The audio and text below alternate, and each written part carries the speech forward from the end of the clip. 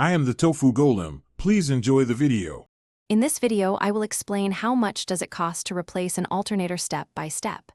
Start by checking your vehicle manual and noting the alternator model number.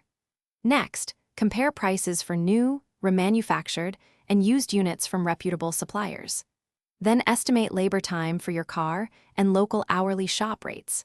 Finally, consider DIY replacement to save on labor if you have tools and experience.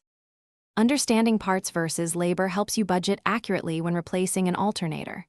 First, get a parts quote that lists unit cost and warranty details. Second, ask shops for a complete labor estimate and if they test the electrical system. Third, factor in taxes, disposal fees, and any belts or connectors that also need replacement. That gives a realistic total cost you can plan for. If this video is helping, please subscribe and like to support more practical car guides. Quick recommendation: the Echo Dot smart speaker is a great little helper for garage tunes and hands-free timers while you work on your alternator. It fills the room and keeps your playlist going without fuss. Check the description for the link and other deals, and now let's get back to the video.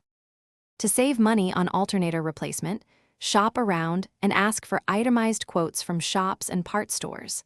Look for remanufactured units with warranty or certified used parts if budget is tight. If you can, do the work yourself or assist a mechanic to cut labor time. Also replace worn belts or connectors at the same time to avoid paying labor twice later. Thanks for watching. Consider subscribing if we helped you today.